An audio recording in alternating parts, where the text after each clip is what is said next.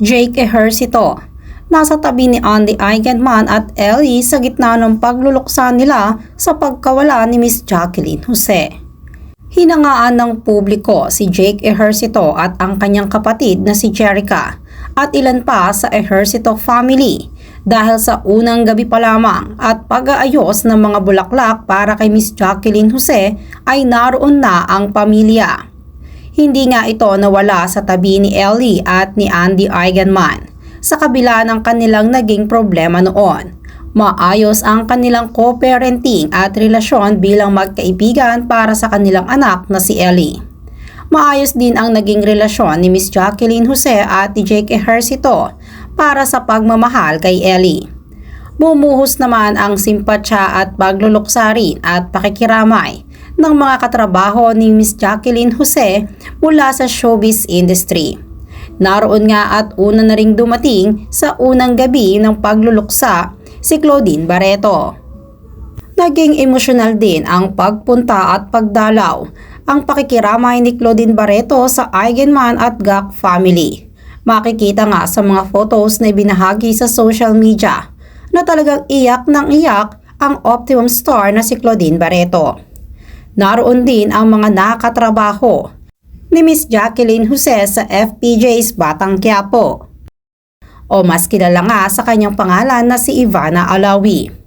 Hindi rin pinalagpas ng veteranong aktor na si Tirso Cruz ang pagpunta sa unang gabi pa lamang upang makiramay sa Eigenman family sa pagpanaw ng kanyang kaibigan na si Jacqueline Jose. Agad ding nagpunta ang isa pa sa mga nakatrabaho ni Jacqueline Jose sa FPJ's Batang Quiapo na si Christopher De Leon. Bumubuhos nga ng pakikiramay ngayon para sa namayapang aktres na si Jacqueline. Ilan pa sa mga nahalungkat ngayon ng mga netizens ay ang pagbibigay pugay sa pagiging single mom ni Miss Jacqueline Jose. Ayon nga sa kanyang mga sinabi noon, malayo ang Siargao, malayo ang Amerika, so magkikita-kita pa rin naman kami. Kailangan lang talaga ng acceptance. Ito ay ang pagbibigay laya umano ni Miss Jacqueline sa kanyang mga anak tungkol sa kanilang mga nais na gawin sa buhay. Ibinahagi naman ni Ellie Eigenman Ejercito ang mga throwback photos nila ng kanyang lola na si Jacqueline.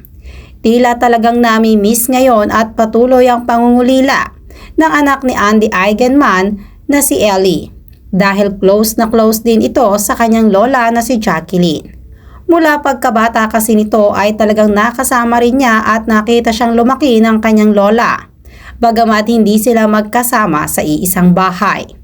Sa katunayan nga sa tuwing lumuluwas ito ng Maynila, ay talagang ipinagsha-shopping pa ito ni Miss Jacqueline at dinidate niya ang kanyang tatlong apo na sina Ellie, Kowa at Lilo.